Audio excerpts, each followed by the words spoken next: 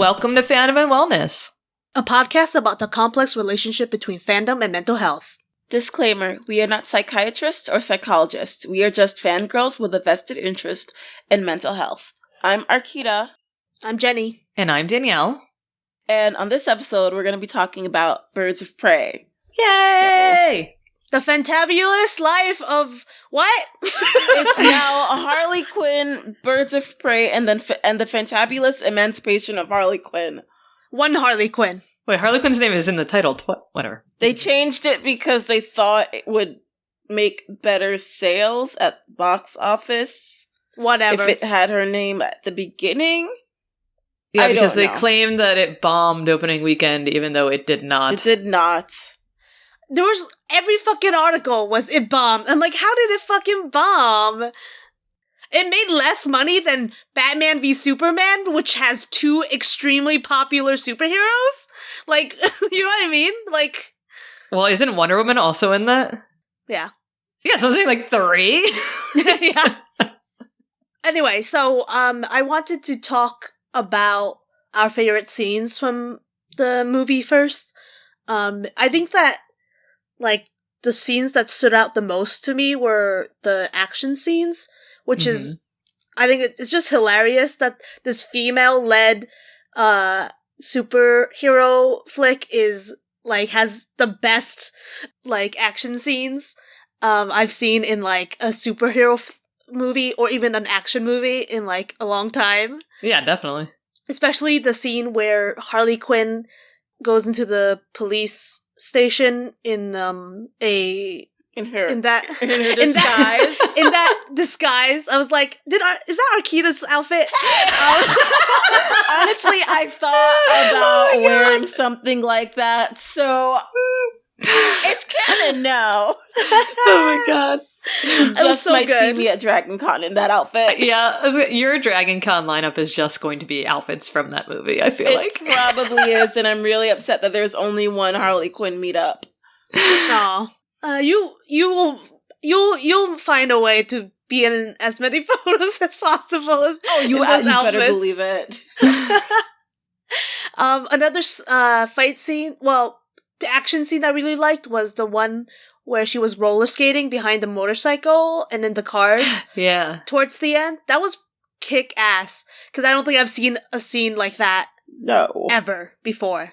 Yeah, I don't think so either. I like when she lit the guy's beard on fire. Oh my God. And I wonder how many men shave their beards after watching this movie. I like that because it was so instantaneous.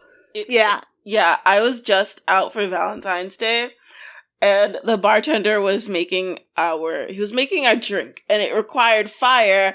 And he was like, "Oh, don't want to catch my beard on fire." I was like, "Oh my God!" Like in Birds of Prey, and he goes, "You're the only one that's gotten it so far." And I was like, "Yeah." I like how whatever, this might sound weird, but I like how casually they throw away men's bodies in this movie, which is usually a thing that happens to women, right, in movies, Like when Black Mask died in the movie, I was not expecting him to die at that moment. I was not expecting him to just blow up and that's it. I was just like, oh my God, that was just like it. He's just like gone. Okay. That's something that usually is reserved for women in movies. Like to just be like, okay, they're fridged. Okay, they're gone. Like, fuck them. Never see them again. Yet, I remember every single traumatic one like of an important female character who just gets tossed away. Yeah, I know. So it's like it was really interesting to see that in the opposite. I think that like a lot of times thugs in general get just tossed away. Sure. To be fair, henchmen, henchmen, thugs, whatever. Yeah. Not that I'm here for anyone's body being thrown away, but I'm just saying it was interesting to see the opposite of that. It was just also awesome to see her doing flips and like kicking everyone's ass like by herself, because that's real. I mean, like in the comic books, that's what she was like, because like Ivy gave her that like serum to make her stronger. Sure, I knew that.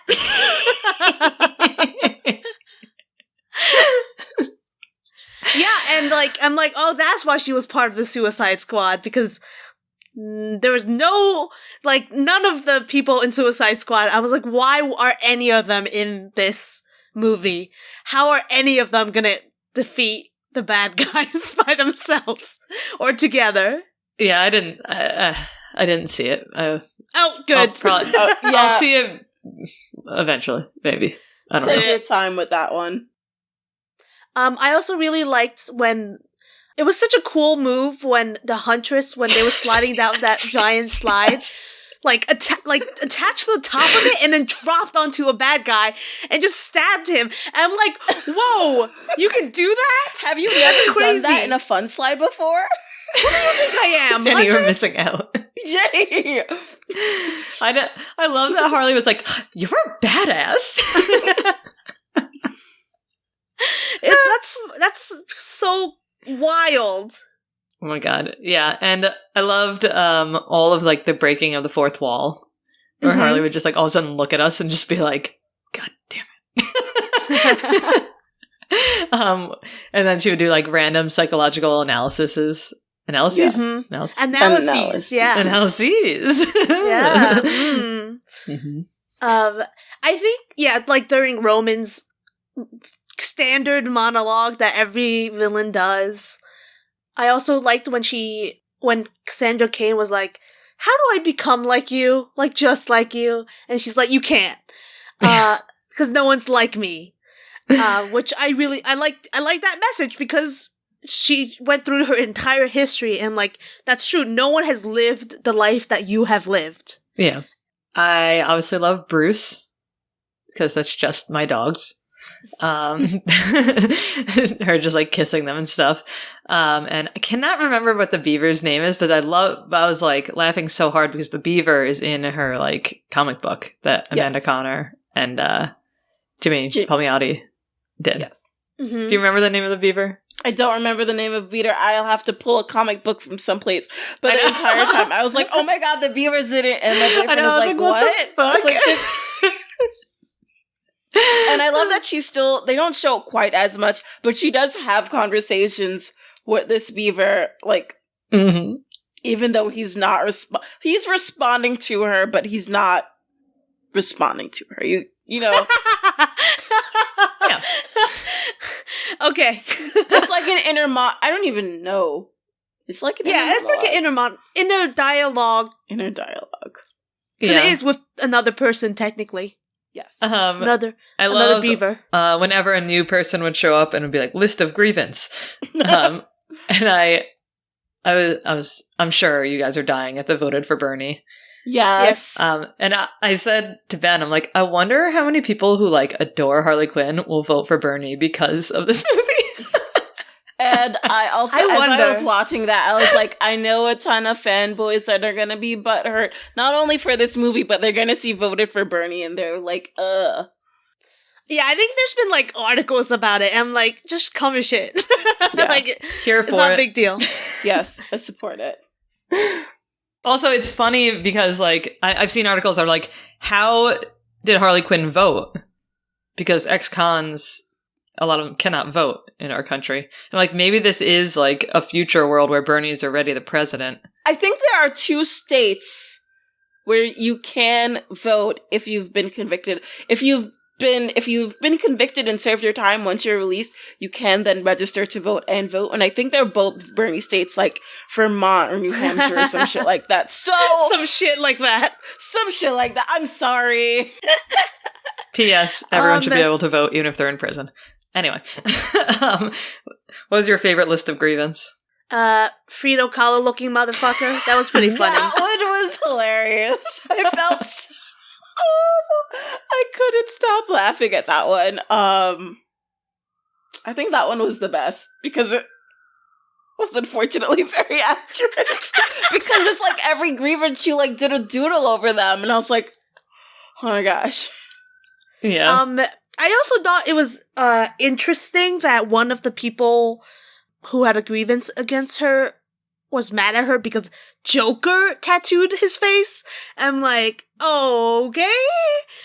So sorry that you can't attack the Joker, so you have to attack his ex-girlfriend. And of course the classic, because she has a vagina, that Yeah. a lot of them are mad. Well, for me, some of my favorite scenes were, well, for one, roller derby, because as you know, I absolutely love roller derby, even though every single move that she did was illegal. Which, don't put it past her. It's Harley Quinn. I mean, she does what you can do, but you're technically not supposed to move your arms like that. And whipping it is also illegal. And that was ruled out years ago. But roller derby is a women-led sport, and she was skating inline track. I follow flat track, but if you ever get the chance to go to a local roller derby game, I absolutely support you doing it or encourage you doing it, because it's the most fun I've ever had at any sports game. And I think it's because the energy is so much more fun, and it's much more of a welcoming and inclusive community, that seeing Harley in this roller derby league, which she finds also in the comic books after her revelation of leaving the Joker for good, it's really nice. And I got into roller derby and joined being part of the league, as I was also exiting that toxic relationship I had. So, How violent is it actually? Oh, it's not so bad. A bone breaks occasionally during a game. But, lovely. How many teeth are lost? I've not seen any toothless skaters. I've seen someone lose a tooth walking into a doorway. So also, you're insured. You have to have insurance through the league. You have a contract. There are dues that are to be paid. Legit. It's a legitimate sport. Mm-hmm. So that's one of my favorite scenes. And also any scene that had to do with Dinah, because she was just all around badass. Like the scene where she is rescuing Harley from being date raped, which is one of the grossest things ever. That fight scene where she's kicking those guys' asses. I was like, thank goodness for women. Honestly, this scene was in the ads, but I also really liked the scene where I just really liked Huntress and her whole trying to be cool, and us kind of seeing behind the scenes of her trying to perfect her last words.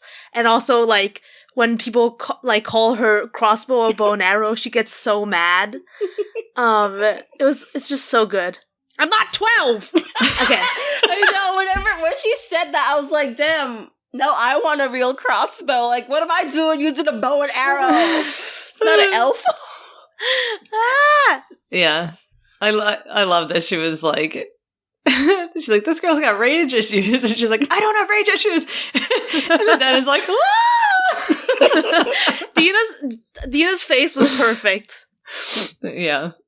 So moving on. So the first thing we want to talk about is basically Harley's intro, where I think it was really amazing that they didn't show the Joker at all throughout this movie. Mm-hmm. I mean, they showed I don't know, the back of his head once or something like that. But they basically just showed the cycle of abuse and everything as a cartoon, which was an interesting way to do it, because part of me feels that makes it kind of it's funny because it's a cartoon. But the other part of me is no, I mean, they showed it being abusive and her crying, and it was a really good way of summarizing it and not making the whole movie about the Joker. Right. What did you think about that opening? It's interesting because she talks about her father leaving her and then her just coming back. And so the whole thing is played for laughs, even though it's a very sad story. And I feel it's just how she sees it. And so I thought that it was fine. It was a really interesting way to show her past in a concise and fun way, because it's a fun movie. It's not particularly heavy or anything.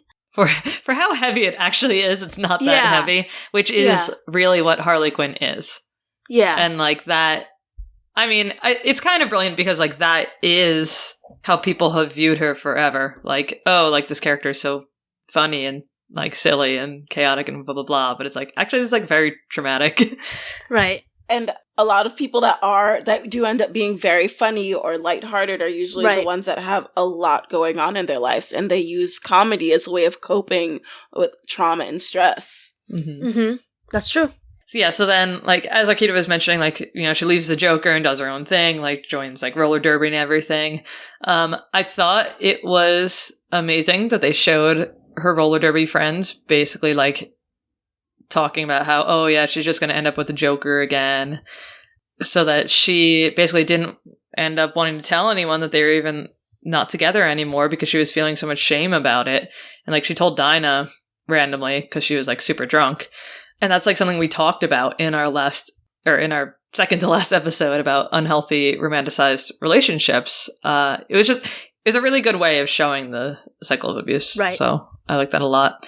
And then I almost started crying when she blowed up the chemical plant because it was like so cathartic and like so fucking real. Like she like rips off the fucking necklace and then it was beautiful. It was like from her point of view, it looked like fireworks and like all these like bright, beautiful colors and like this is the end of this fucking horrible chapter of my life. But then when you went to Renee's point of view of the explosion, it was like a horror show, which is what it must have looked like actually, like to everyone, because it was like a fucking chemical plant exploding.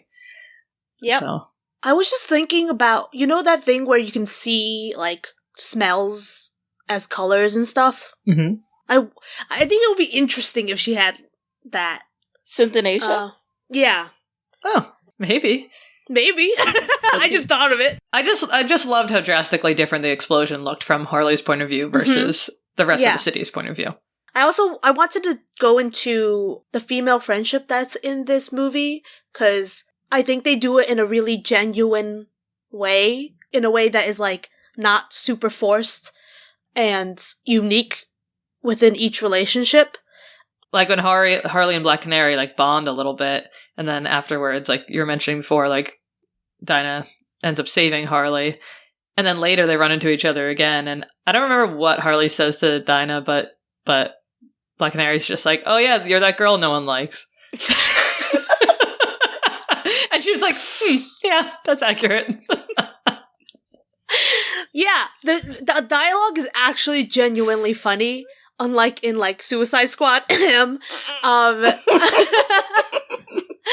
like I like the relationship obviously between Harley and Cassandra, because as Harley says, Cassandra makes Harley want to be a less shitty person. I think referencing the fact that she said she was a shitty person earlier. Yeah, I love that Cassandra has no idea who the Joker is.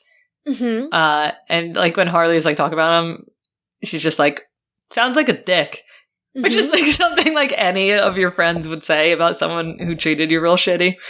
Yeah, she delegitimizes him by breaking the perception that he has control over everyone and everyone knows who he is. Yeah, like to her, like she knows who Harley is because Harley's like the badass roller derby player. Exactly. So it's like, oh, I'm like the cool one. Yeah, and they'll have like little moments throughout the movie, more towards the end, where they'll just like start complimenting each other about things, which is something you don't see ever. Yeah, the very end scene, or I don't think it's the end scene. Whatever. When they're like at the diner and they're like complimenting each other, like I fucking love that Huntress was just like you could see the anxiety in her brain, like, oh my god, come up with things to compliment them. Like, she was like, I love how you like wore pants while kicking ass or whatever. I was like, what the fuck? Tight pants. Yes. Also, this is like not the best example of female friendship because they're technically doing some crime, some illegal activity, but it shows a female friendship in a non-jealous, non-competitive, and not centered around a man type of way, which you don't see in a lot of movies, and it's very upsetting. And it's sad to say that this is refreshing in a way to be able to see a movie that's not centered around this like love interest of a man, but I enjoy it. Even in superhero movies, like there are still like women who only talk about their love interest, and I'm like, how? Be gay, do crimes. Yes! Yes!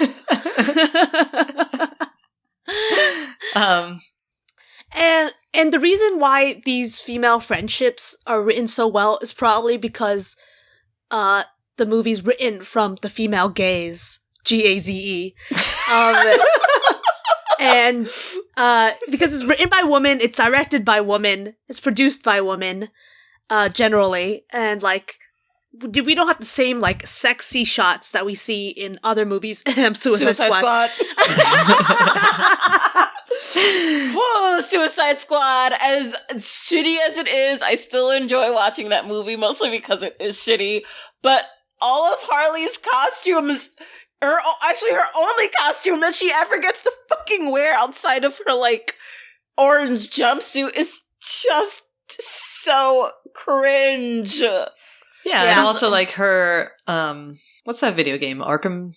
Arkham Sessions? No, yeah, that's the, no, Arkham Asylum. Arkham Asylum, like, her outfit in that is just, what the fuck? It's just like it's a corset that doesn't even, like, close, and, like, Is it even bulletproof? I don't know, but I love that she has Renee wear that. And she's like, I was worried there for a second, but like they fucking sneaked it in. Yes. I'm like, oh thank God. But no, going back to the whole female gaze versus the male gaze, like a lot of the shots in Suicide Squad were like her face was at the top of the screen, but center of the screen were her boobs. Whereas in Birds of Prey, Harley's face was the center of the screen, not her tits. Mm-hmm. It was like seeing her face, seeing her emotions, seeing her react to things, as opposed to just only focusing on her body. Whereas the other characters in Suicide Squad got to all those facial shots, but because she's a woman, who cares? Just look at the tits. Yeah, and the clothing. No, there were shots of her butt too. Come on. Oh, yes. It's okay for women to be sexualized as long as it's like because they want to be.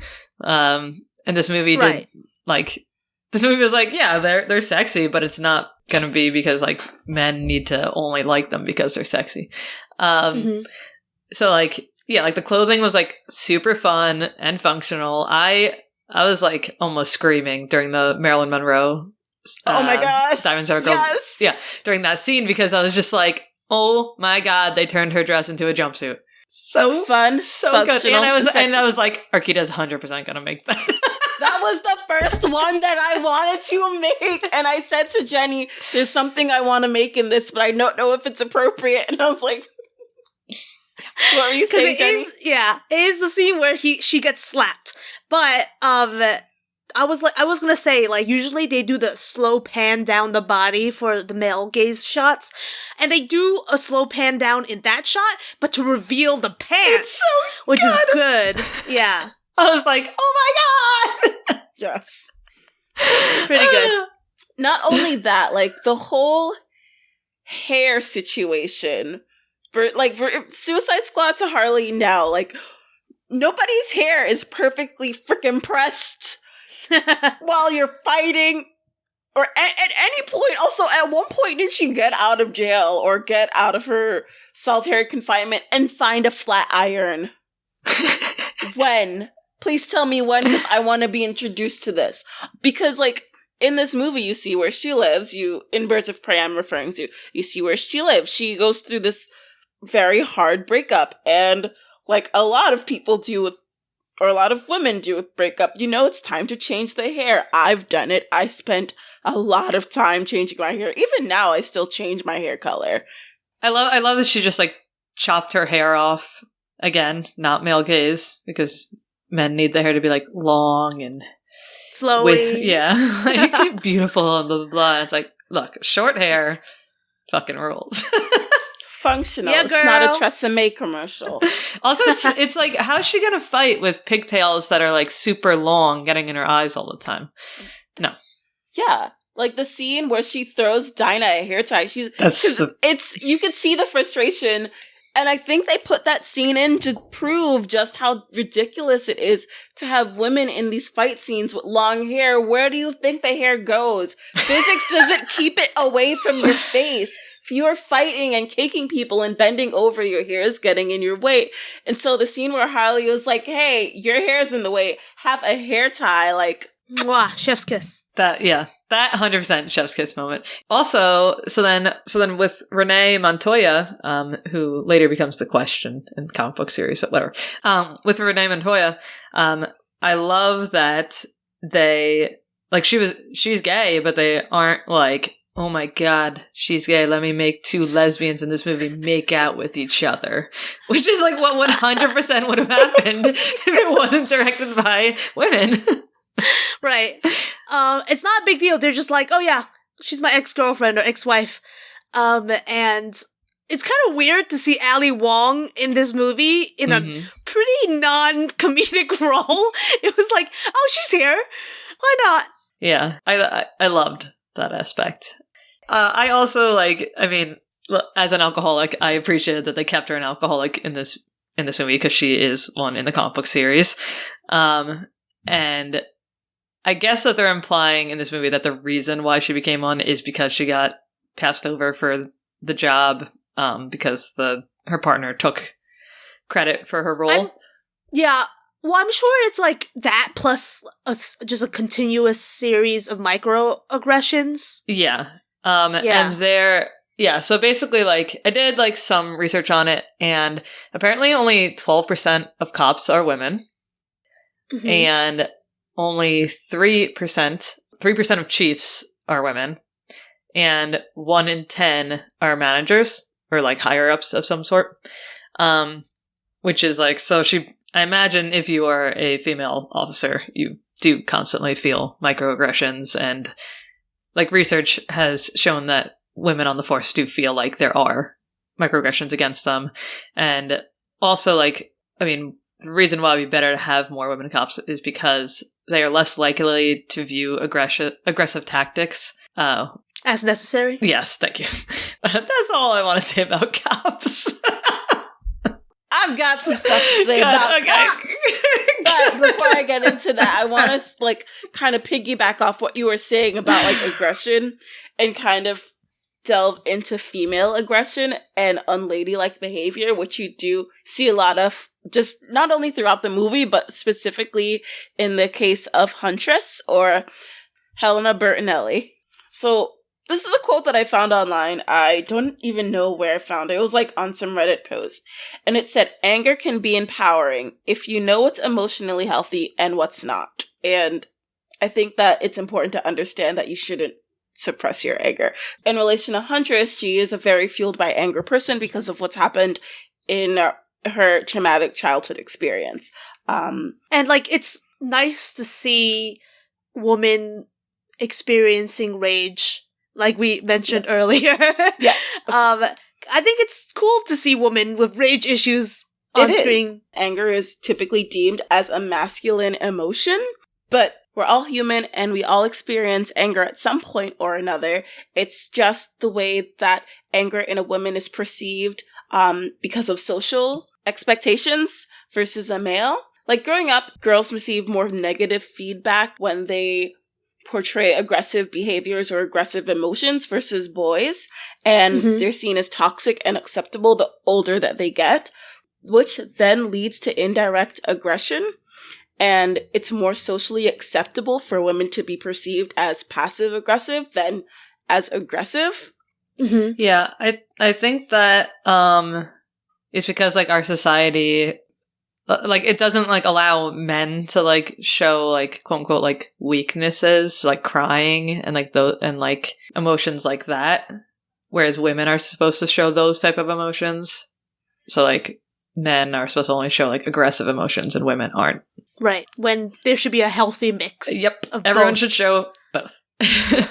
and being and genderizing emotions like that only make it harder because you're only reinforcing societal gender norms, and growing up in those norms can end up becoming very toxic.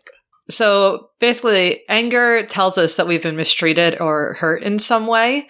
When we don't feel ashamed of our anger, it can help us notice our needs and cultivate self-care, which is why it's so good not to hide your anger, because it creates consequences, like bottling it up, for example, which is a term everyone knows.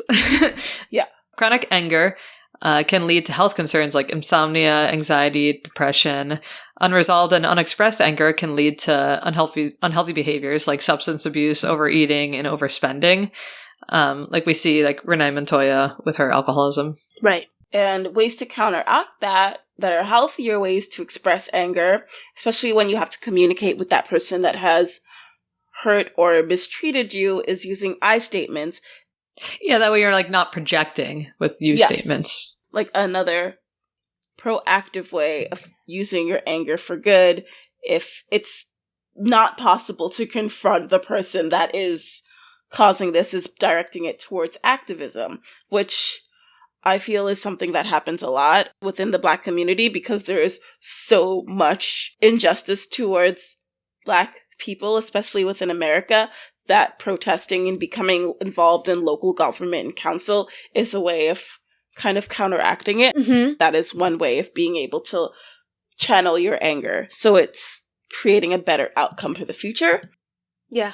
And another way to channel that is to share your situation with other people who have also survived trauma, like abuse, assault, death of a loved one, so that they know that they're not alone, and that can make you feel more empowered. Yeah, like I know that with myself. I mean, I believe I mentioned this on a previous episode, but like I had really bad anger issues, and nobody really understood them because nobody understood that I had trauma and anxiety. And once I opened up about them, my anger issues definitely went down more.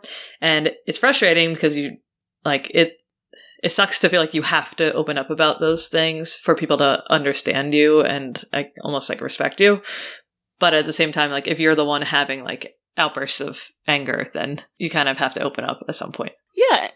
And it goes hand in hand with the bottling it up because that's another part that's tied to the anger issues. And I also speak as someone who has some really bad anger issues where I tend to just keep it all inside. And one of the side effects for me when I'm very angry and I just let it sit there is I don't sleep at night and I do get depressed and I get even more anxious than I already am. And then I just like I think generally I can be a very cheerful person, but when I'm angry, I will stay angry for weeks and it just ruins my entire demeanor. And it continues to spiral from anger to hate to rage to depression. And unless I find ways to counteract that, like talking to my therapist or then confronting the person that has made me angry, it won't change, which is why I'm going to the office tomorrow. So, obviously, the way that the Huntress channels her anger is through vengeance. And Harley Quinn does say, psychologically speaking, vengeance rarely brings the catharsis we hope for. And that was the quote. Yes. And I was curious because I was wondering if it does. And the research is not, like, particularly strong in the subject of vengeance, because I guess there's no money in that. But generally, from the few studies that have been done, people who take vengeance don't usually feel that much better because they have feelings of guilt and things like that after. Also, I think it makes the obsession worse. Right. Because you're not trying to heal yourself, you're focused on hurting someone else. Right. As Francis Bacon once said, I don't know who that is. I think it's an important person. How many degrees of separation from Kevin is it? A man that's this is an old dude, you can tell. A man that studieth revenge keeps his own wounds green, which otherwise would heal and do well. That's an old ass quote. But basically exactly what you said. And sometimes people do find it satisfying, usually if they see that the offender is also suffering.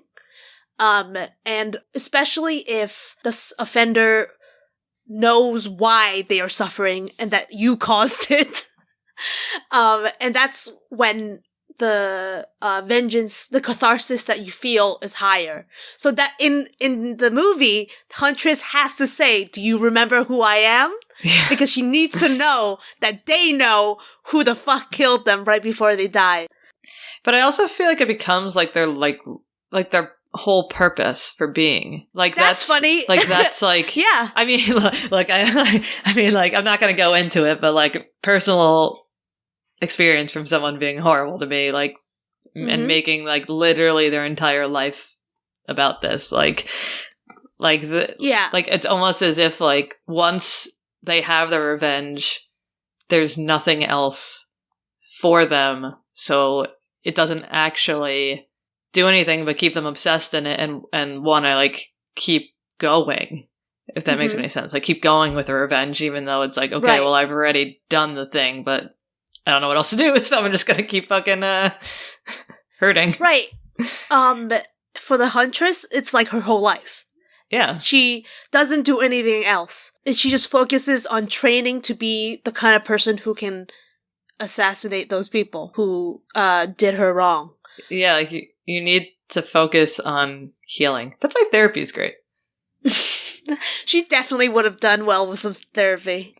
But I feel like, I'm not saying this is completely comparative to therapy, but at the end, she ends up joining the Birds of Prey, and I think she's going to have to learn and is learning that the revenge is over. Now she has to find new and better ways of coping and existing. Yeah.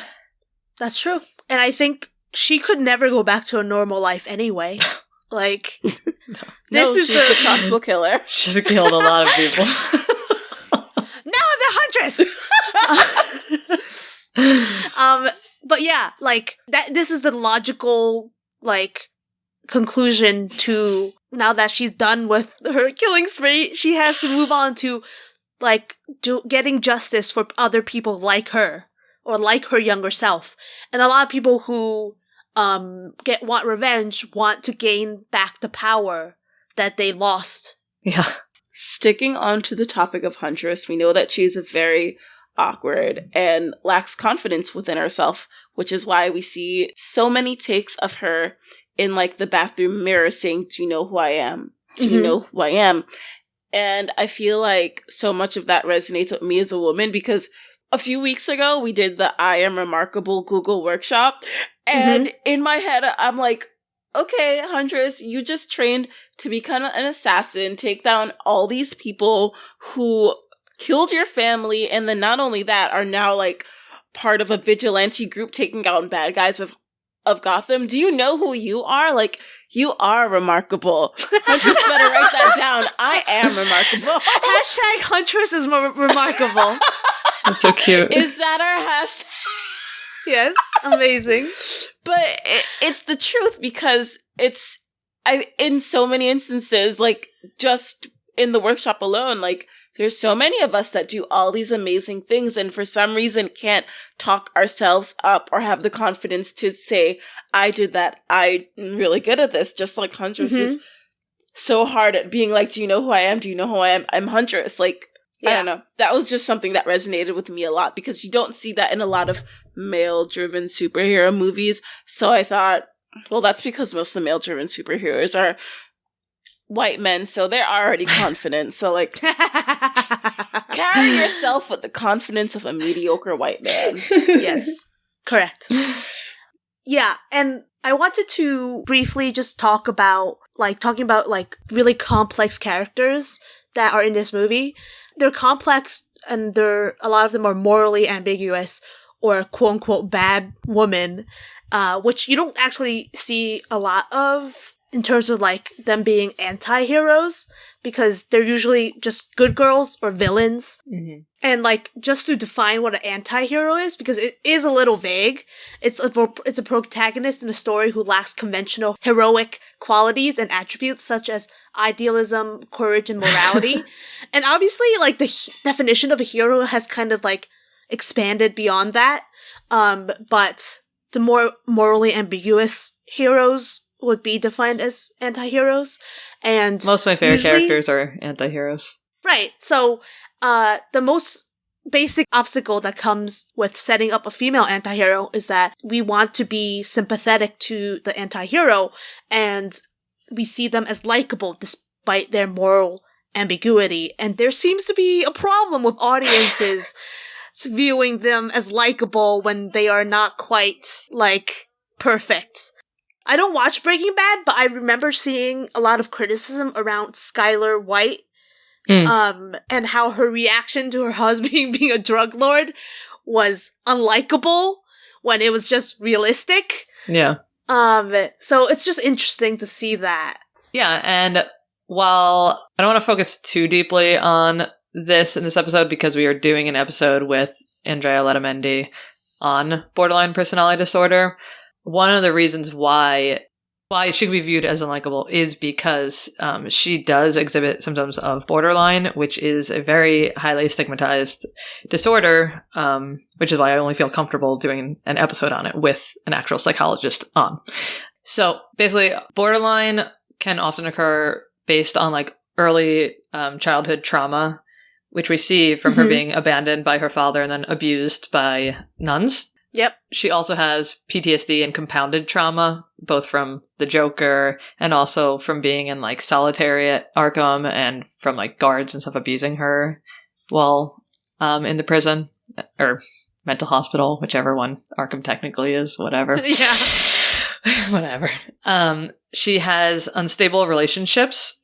So basically she goes from idealization, which is like, I'm so in love with the Joker, to devaluation, which is I hate him, very quickly, which is known as splitting, which we'll get much deeper into on Drea's episode.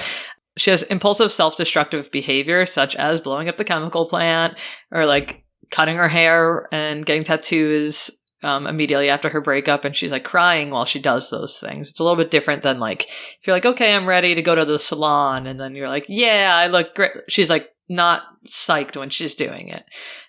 Self-harm, which is seen when she's like drinking to excess.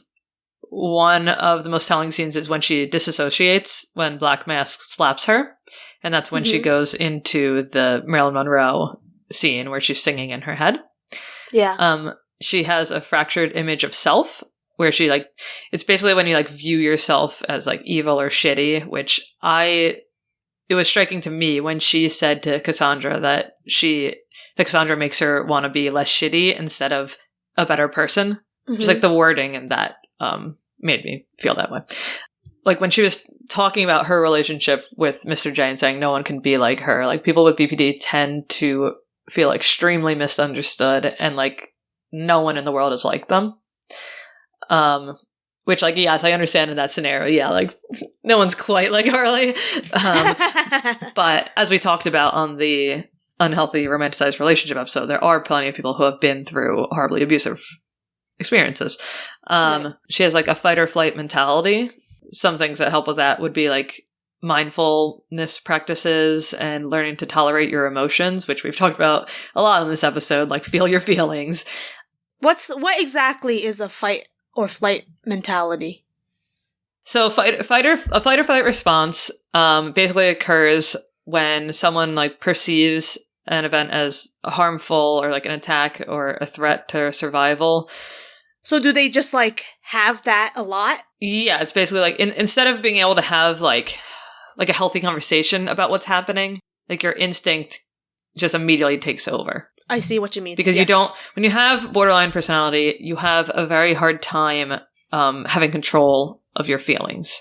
The last thing I wanted to say about borderline is the most successful way to get help is dialectical behavioral therapy, also known as DBT, which is a type of cognitive behavioral therapy with the goals to teach people how to live in the moment, cope healthily with stress, regulate emotions, and improve relationships with others. Basically, by doing like, you basically do homework when you're doing this. Like they give you like worksheets and everything on mindfulness, distress tolerance, interpersonal effectiveness, and emotional regulation. When I was in DBT, it was very overwhelming because it was the first time I had ever done therapy, and I just like tried to dive straight into that and I guess whatever regular therapy is. And so like if you're not doing the homework, you can start feeling like very shameful, and it makes it much harder to like do that work because the whole thing is about regulating your emotions. Mm-hmm. I never heard of borderline until a couple of years ago, and I was like, oh my god, that resonates so deeply with me. The last thing I wanted to say about the Huntress was, and all of them have like childhood trauma, like you mentioned, but the Huntress specifically witnessed her family death, and I did some research on the effect of trauma, especially the trauma of children experiencing the sudden loss of family. So children who have a parent die suddenly has 3 times the risk of depression than those with 2 living parents, along with an increased risk of PTSD, which makes sense to me. Yeah. And in order to get over family death, children have to go through a reconciliation process, which includes accepting the reality of the loss, for fully expressing the emotional distress of the loss, adjusting to their environment and sense of self without the loved ones, and just like engaging with the adults and other people around them who can provide comfort and security. And a lot of children who not only lose their parents, but they also experience trauma at the same time, as well as other extremely jarring moments like moving to a different location or with other people. Like, it can all kind of coalesce into childhood traumatic grief, which can prevent a child from moving on. And you can kind of see this with Helena being unable to move on from her family's death. Obviously, there's an element of there's people out there that are responsible and we need to have revenge against, but there's also the compounded trauma of everything that happened, and they get stuck reliving these moments and being unable to like remember happy moments with their family without thinking of like the final moments of death. So these are just things that a lot of children go through when they experience childhood trauma. Not quite the same, but I feel like we kind of talked about that on the grief episode, where like at the end of Inside Out, when the bubbles are like half one color and half another color because you're experiencing sadness at the same time as happiness. Like any of the memories that like you previously thought were happy, like now you're sad about them. Did you right?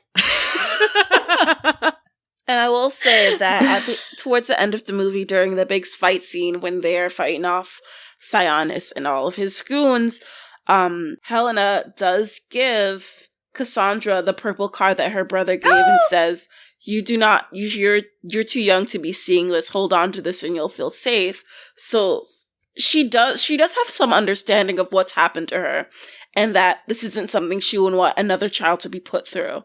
So I think that's like a moment of growth and moving forward for her. I don't know if she had any type of therapy, because if not, she was like doomed. Like, oh my god. So another important character that has also experienced a lot of trauma, especially at the hands of GCPD, would be Dinah Lance, because we learned earlier on in the film that she loses her mother, who was working closely with GCPD. And they didn't save her. Like, didn't protect her. They didn't protect her or save her, and according to Montoya, that would have never happened on her watch, which I in partly believe because she seems like she would have been a very competent cop. But you can't really say. I know. You can't. Yeah. I know. It's hard. Don't trust cops. So let's talk about generational trauma in the justice system. So I want to talk about generational trauma within the criminal justice system, which is a very difficult topic for me to talk about as a Black woman living in America, especially in New York City, which is an over-policed city within minority neighborhoods such as mine. You see in the film that Diana does not live in a rich suburban neighborhood. She lives in an apartment building where it's a neighborhood that is not predominantly white. It is a mixture of Black, Asian, and Latino or Latinx people within her community. Also, you find within those communities, that is where you see a lot more police activity, where they tend to target more minorities. And a few statistics I found on the internet, but I feel like it doesn't take that much research to know that these facts are very true. Like 1 in every 1,000 Black male is shot by police. And that is one of the leading causes of death among Black men within America just alone. Yeah, I think a very relevant example of this would be like stop and frisk, which is something we're hearing a lot about right now with Bloomberg running. If you lived in New York, this is something that you just know. Yeah. But if you don't, because social media wasn't a very big thing then, you're now hearing about basically like Black and brown people were stopped 5 million times throughout his span as mayor. And it was extremely obviously disproportionately affecting Black and brown people instead of white people in New York City, which is supposed to be the most diverse city in the country. Mm-hmm. And like stop and frisk basically caused like intense PTSD amongst people in the community because they were just constantly afraid of just, if you leave your house, you're going to get shoved up against a wall by a police officer, even if you don't have anything on you. Because there were the arrests made were like 20% at most, and they were minor drug charges usually. So it makes sense for someone like Dinah, whose mother was killed and not protected by the police, to have a great distrust of the system. Right. And you'll hear a lot about police shooting people in their own homes because they think they're an intruder, and their families have to either experience that or come home to that. So of course, like, there's going to be a distrust. Yeah. In fact, the I mean, like, we're obviously talking about like Botham Jean and I mean, there's a Trayvon Martin. I mean, there's a million. Tatiana. Yeah, she was like playing video games with her nephew, and it just busted open the door and killed her. But it's interesting because like the Black Lives Matter community is seen as like a Black nationalist hate group when actually it's just trying to bring to light like injustices by the police. And it actually started the year after Bloomberg left office. Is a direct effect of all the stop and frisk. Mm-hmm. Yeah, so the Boston University School of Health and University of Pennsylvania released a study that found that the high rate of unarmed African Americans being killed at the hands of police has caused more incidents of depression, stress, and other mental health issues among Blacks. So what it's trying to say is that the overwhelming amount of police brutality that Black and African American have to face affects you whether or not you're experiencing or not, because you know that at any moment that you step outside that you could be next. And it's so hard because you think of yourself, even if you're not someone that does anything, like as what everyone considers or what they want to consider for Black people is to be like the perfect victim, where they're unarmed, they complied, they did everything correctly. But at the end of the day, and you know that as a Black person, even if you do all of these things, your life is still at risk because there's so many innocent people that still get killed at the hands of police, even if they comply. And so many of them end up being Black Americans.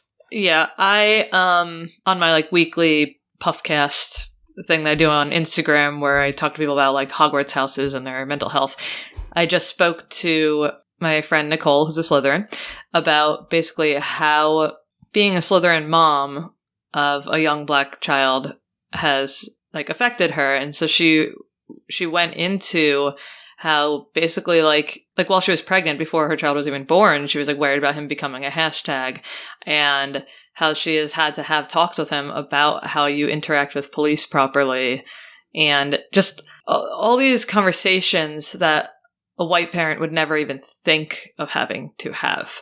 That episode is on our Patreon, by the way, not to be whatever, but if you want to listen to it, just whatever. Because like you're taught to respect police officers from an early age. Everyone is taught that. And so what do you do when the person that you're taught to respect just doesn't respect you for the sheer fact that you are born with Black skin? Yes. Like, it's very hard to deal with that. And I will say that this is something I never even told. I'm sorry, it's very hard. It's okay. I Thank never you. even told my parents that when I was in high school, I was stopped by the police. And it was a very scary experience. I was with my friends at the time, and it's me, my one friend. She's also Caribbean American like me, and then our other friend who is Filipino American, and we're all brown. And there was like a report of, so my Filipino friend, she is also very much more light skinned than I am.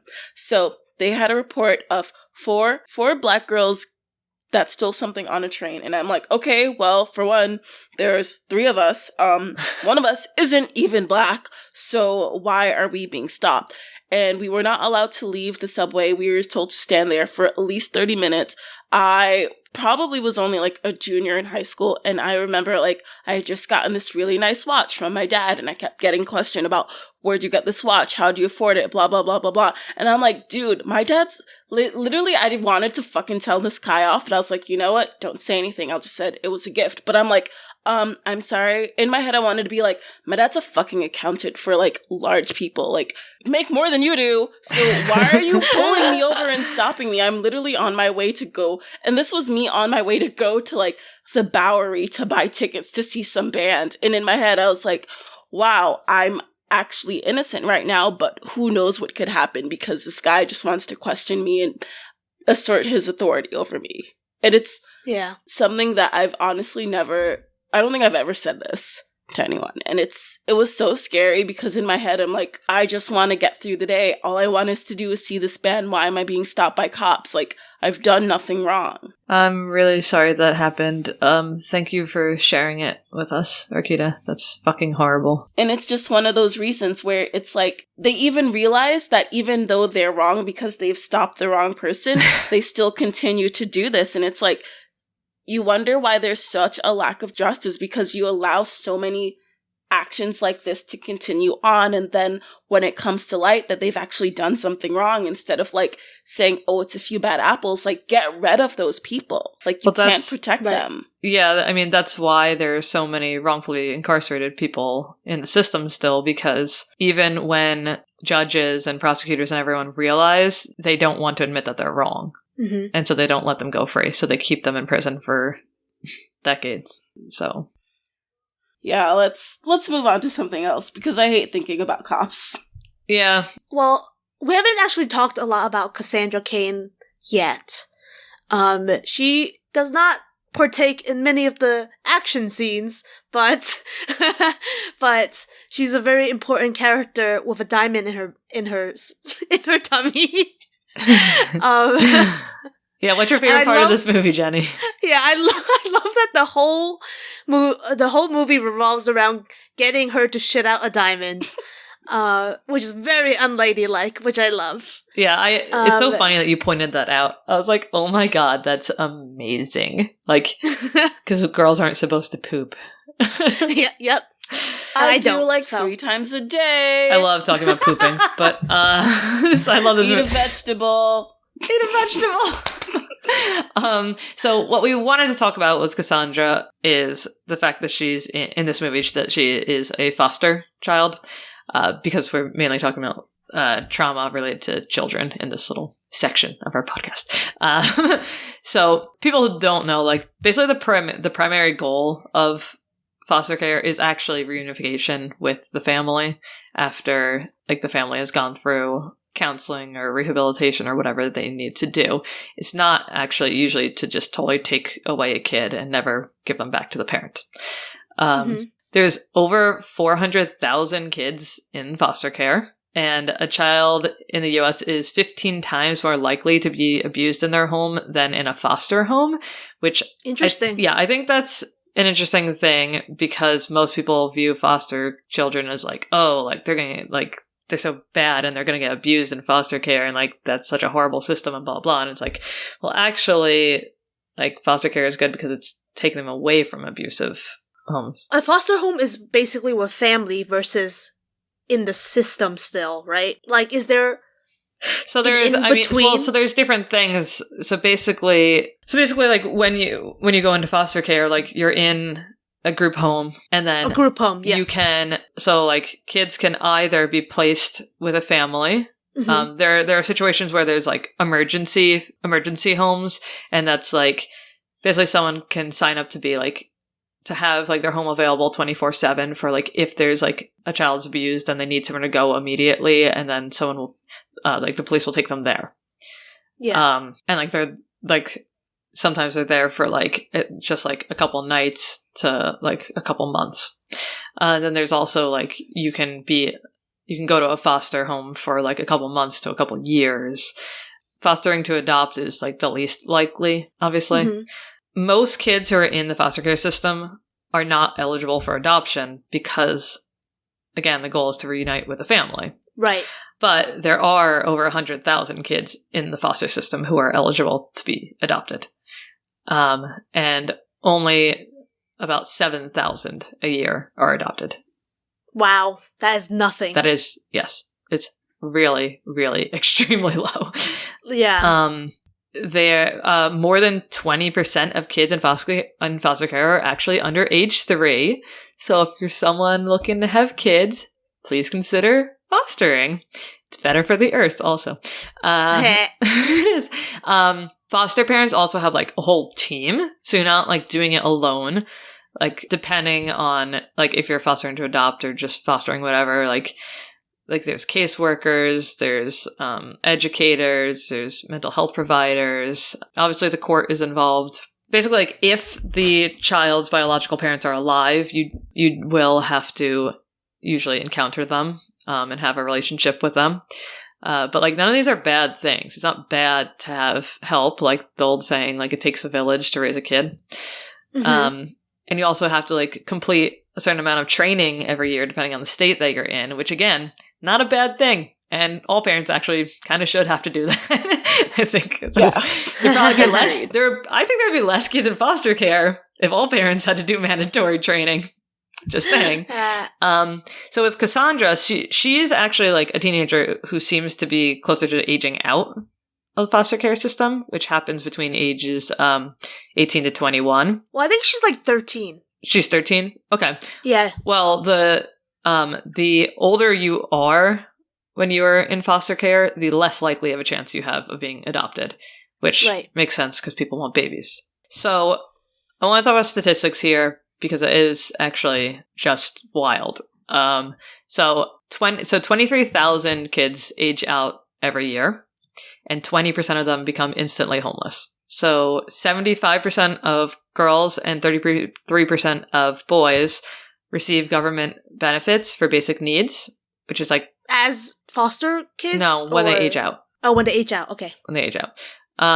Only 3% who age out earn a college degree, and 25% graduate from high school or get a GED. 70% of the girls who don't get adopted through foster care get pregnant by age 21. That's a lot of girls. 60% of the boys become incarcerated. That's a lot of boys. Yes. 1 in 2 develop a substance abuse issue. Wow. Yeah. And 33% of kids who are in foster care have to change their schools 5 times or more, which is, I mean, I don't know if you've ever had to change your school, but it can be very extreme on your mental health. Right. So foster kids they're taken out of violent homes. So they are struggling with like missing their parents and living in a strange new environment. They usually, like, a lot of them will have PTSD that isn't necessarily being treated. If a foster kid doesn't do well in a home, it is usually not because the foster kid is like a bad kid, which is like the misconception that I think a lot of people think, but it's because like the foster family wasn't patient enough to allow for like the natural grieving process of all of these things. Right. They're not going to instantly behave and follow your rules as soon as you enter a new home. Yeah. And I think a lot of people also probably have a problem with the concept of like a kid missing their biological parents. Right. I don't know. I'm a huge advocate of the foster care system. Whenever Ben and I are ready for kids, we're going to foster. It's just fucking heartbreaking to me. I was like, when we broke up this episode on who was doing research for what, I was like, I'll do foster kids so I can cry. Oh. And I think you get to cry. You get to cry. I did. I love crying. Sorry. So I was going to say, that's okay. I think it's an important thing for parents to understand because there is a lot of pent up resentment towards my mother because she would always say, I could drop you off and be in the foster care. Jeez. And it's one of those things where if I were to say this to her now, because I've told her a lot of abusive things she said to me, she's like, I would never say that. And I'm like, the person that's saying that never remembers. It's the person that was said to that's left to remember it forever. So if you are a parent or thinking of becoming a parent, like, you don't want to be your child's first bully. So don't ever use, like, the foster care as a reason why you should tell your child to behave. Yikes. Yeah, that's... Yeah, That's terrible. My mom told me that when I was 14, when she found out I had sex, which I didn't even want to have sex, but whatever, instead of asking me how I felt, she told me that she was going to abandon my entire family because of me.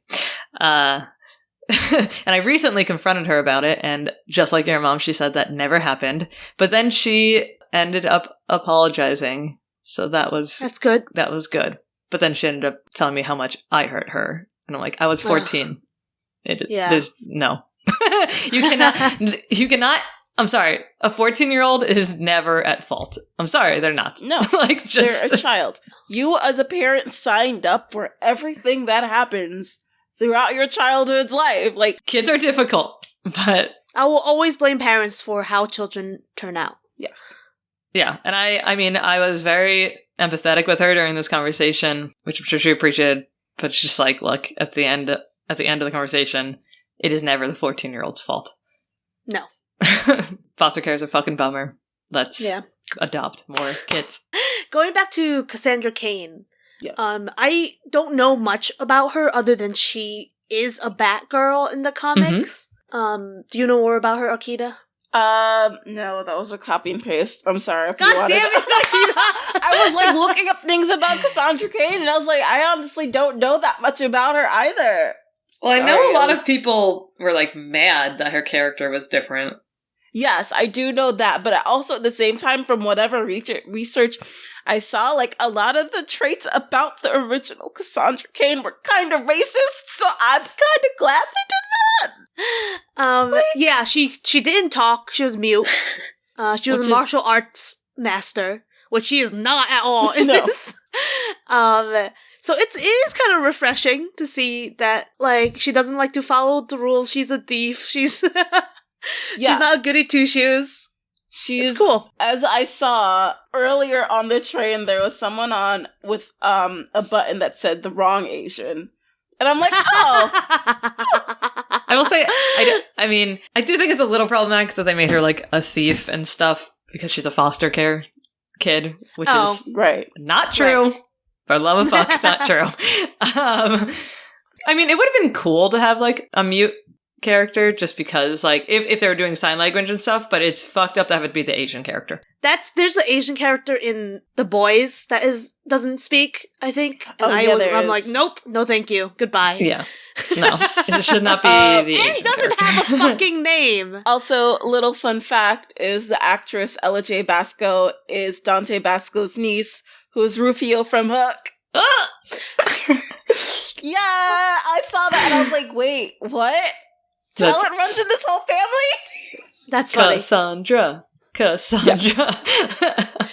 We haven't talked a lot about Black Mask, aka Roman Sionist. I like him as a villain. But I like that. He makes me uncomfortable. That makes him a good villain. He's a creepy, misogynistic, he's culturally like the 1% appropriative white dude who we all fucking hate. Yeah. They really made the men in this movie over the top, like, terrible, which is I don't really think funny. It was over the top terrible. I think it was 100% accurate. Yep, that's true. That these men are terrible because these are the exact same men that exist in real life that are allowed to get away with things. And I think what made the movie so amazing is, like, you can't get away with it. I'm sorry. Yeah, what struck me as so sinister about him is how childish and how, like, unreasonable he is. Like, he will cut off a woman's face because she has snot in her nose, or he'll notice someone laughing across the room and think she's laughing at him. God, that scene. Like, he is... Yeah. I did some research. I wanted to find the difference between cultural appropriation and cultural appreciation. And the Oxford English Dictionary defines cultural appropriation as the unacknowledged or inappropriate adoption of the practices, customs, and aesthetics of one social or ethnic group by members of another, which is typically dominant, community or society. You'll see tons of examples, like people wearing Navajo headdresses at music festivals, or white pop stars using quote-unquote black scents, or like African American vernacular, or as everyone knows, stereotypes. Who are you saying? I was gonna say, you're saying Gwen Stefani? Gwen Stefani. I was shocked when I found out Ariana Grande is a white woman. Yup. Excuse me? Wait, did you not know that? No, I mean, I've never listened to her, like, music or anything. I've just seen, like, photos of her. Oh. No, she just got on some adobo, that's it. Yeah, and I was like, what the No. So she's not Latinx. No, she's not. She's like Italian. Holy shit. Wait, that's why when I was like, how did you not know? I was referring to Jenny, not you, Danielle. I was like, wait. Okay. No, it was, I mean, when I found out about this, I was like, is this, what? Why is everyone allowing this? Why is everyone celebrating this girl? No, only reason I knew is because I used to watch Victorious on Nickelodeon. And she was pale as hell in the show, so I knew she, like, yeah. And, like, you just research her because that's what you do when you're a teenager and you have nothing else to do. You research every single actor and actress. Jenny is currently researching Ariana Grande. What? Yeah, that's so interesting. Yep. I never realized. Yeah, she's like queen of cultural appropriation. Her and Gwen Stefani. Wow. Yeah. Oh, I was gonna say Kim Kardashian too, but yeah, I like Kim Kardashian because she at least tries to get people out of prison. Yeah, I'll give her that. So, as a rule, I think if you plan to borrow from another culture, whether it's food or fashion or whatever, you have to comprehend the significance of the tradition, acknowledge the source culture in a respectful manner, and like a couple of questions that are good to ask yourself when you think about whether something is cultural appreciation versus appropriation is, do I understand the significance of the attire, tradition, or custom? Am I honoring the culture, or am I just imitating it?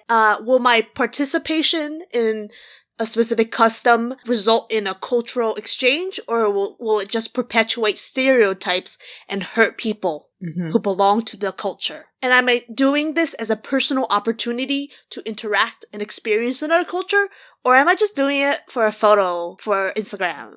Yeah, I think like Day of the Dead makeup is a big one that people are very torn about, whether it is or isn't. It is. And like you see that in Roman, obviously does not care about the cultures in which he has souvenirs and artifacts from. Oh my god, when he's showing Dinah his, like, the shrunken heads and stuff, I was like, I'm so uncomfortable and embarrassed right now. I was sitting there with my Ecuadorian boyfriend. I was like, as a white person, I was like, why are we like this? Like, just don't be. Yeah, one quote he says is, he's 1,000 years old, and now he's just an ornament in my living room. Ew. It's so terrible. Yeah, if you go to someone's house and they have, what is the word for the, like the little, like, black dolls? They're, like, they're meant to, like, be black people, but I know what you're talking about. Oh. A gollywog? Yes. Yeah. Yeah. If you go to someone's house and find a gollywog, leave and take it. Take it. Just like, there's so many times when I go to a thrift store and I see that shit and I'm like, yeah. Why? I throw blankets over them. I'm like, yeah, I was there. Wait, what? Was this at that store you went to? Yes. I didn't want you to see it. I didn't want you to see it. I don't know. I wanted you to have a good time. You're really having a good time in the store. So I was like, fuck this. She doesn't need to see this. She's on vacation. Thank you for that. Yikes, yeah. So while I was doing research, I couldn't find a lot about white people necessarily owning a lot of black or non-white art and artifacts, because there's not a lot of research out there. But what there is a lot of research out there is how in a lot of like notable museums that a lot of the curation of African art is done by white people. And even just recently, like the whole Brooklyn Museum thing where they announced a new curator for the African section of their art was a white woman. And in my head, I'm like, did nobody watch that scene in Black Panther? Yeah. Did nobody see what happened to her? Okay. But it's one of those things where white curators are continuously given the power to choose and determine how we view African art. And I think one of the things about African art, especially within, I keep saying Africa because those countries that were all divided up were divided up in like the late 1800s or 1880s, and they had no regards to the people that they were splitting up or how they were dividing the land, or it was only based on what was meeting the needs for the European colonizers at the time. So throughout pre-colonized Africa, things were still traveling and moving. So when they say that they found XYZ piece of artifact, they're claiming that it's from this specific area when it could have, not to say it couldn't have been from anywhere, but because everything was in constant movement, they're the ones kind of dictating where everything comes from, as opposed to actual Black people and actual people from Africa or from the countries within Africa who know their ancestry better. Yeah. Something I love is that, I guess it's a tweet that's going around that's like, how are you going to steal Black people from Africa and then force us to take 23andMe DNA? Yes! Force us to pay for it. Like, that should be free for us. Yeah. Like, that's amazing. Or it was like, how are you going to steal people from Africa and then force us to take a 23andMe test to show us where you stole us from? Yeah. Yeah. And I'm like, you're right. And in my head, I think this was the best thing I ever heard. And sometimes I say it to like white people to make them uncomfortable.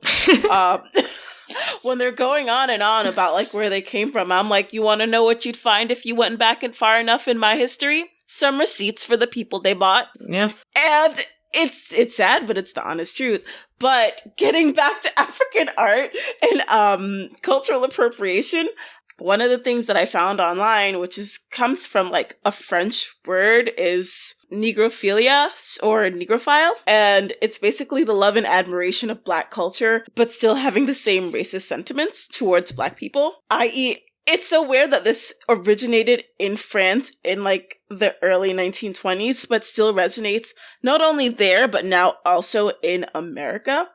In France, they didn't originally mean for it to, they just meant like, I love Black art or Black culture. Yes. But we've like changed it to what it really means, which is love the culture, but not love the people. Right. That seems kind of similar to me to like how a lot of white people will kind of glorify like all Black women, you know what I mean? And be like, all Black women are queens and this and that. Like, and as if that makes it so they are not racist, but it's actually like fetishizing Black people. Let's not even get into fetishizing. Okay.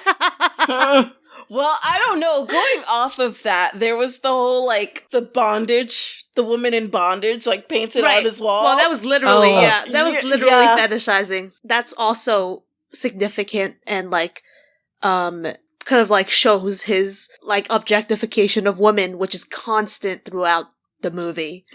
Yeah. He calls Dinah his little bird. Ugh. Gross. She looks like she's gonna vomit when that's happening. He literally forces a woman to dance on a table and take off her clothes. He, like, talks about owning Harley, now that Joker doesn't. He calls women bitches and, like, constantly underestimates them. Like, he tells his sidekick, you can handle two women, right? No, he can't. No, he really can't. Yeah. God.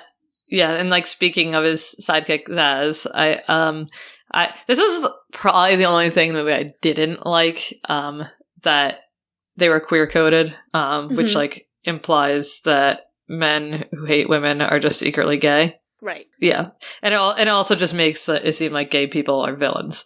Right. So which is a problem. Yeah. In media. Yeah, it's a big problem. So like that was the only thing I didn't. That was the one and only thing I didn't like about the movie.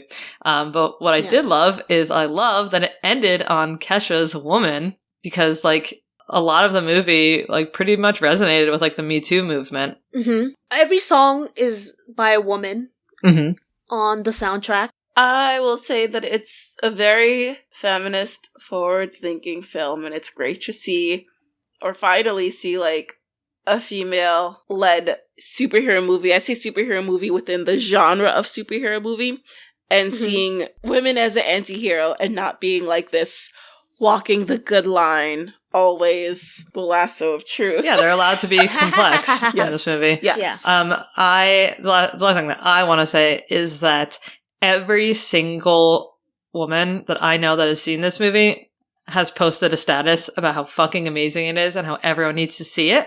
And the only critiques that I've seen have been from men. And they're like, this movie's so boring or whatever. It's like, okay. It's just all right. I'm like, no, it's fucking amazing. It's like, I don't know what if is every wrong with single you. woman is saying this movie's amazing, you're telling on yourself. If you're like, that's really all it is. So no one cares about your opinion. We've had too long of your opinion. I think here's the thing. The movie is not for you. Like, you can like it and enjoy it if you realize what it's about, but if you don't understand, it's not for you. Well, maybe it is for you and you should be learning some lessons from it. because not every man dislikes this movie. In fact, a lot of them do like it because they're able to be like, yep, a lot of guys are assholes. Yeah. And the women in it are fucking badasses. So, we fucking love this movie. 100 stars. 99 stars. Because of the queer coding. Actually. Okay, so please take a moment to subscribe, review, and rate us. It's the easiest way to help support our podcast. Yeah, let us know what your favorite thing about our podcast is in a review on Apple Podcasts or on our Facebook page. If you want to chat about the episode, our social medias are Fandom and Wellness on Instagram, Fandom and Wellness on Facebook, and Fandom Wellness on Twitter. You can also find me at Classy Rebel Design on Instagram, and me at FanMailBox on Instagram, and me at Little Petal on Instagram. And if you want bonus content, you can join our fandom family at patreon.com/fandom and wellness for Patreon exclusive geek sessions. We also just added an extra tier for the Puffcast because all of those episodes are going up. So you can support us in multiple ways on our Patreon. And remember, be kind and take no shit. Yeah. I'm not 12!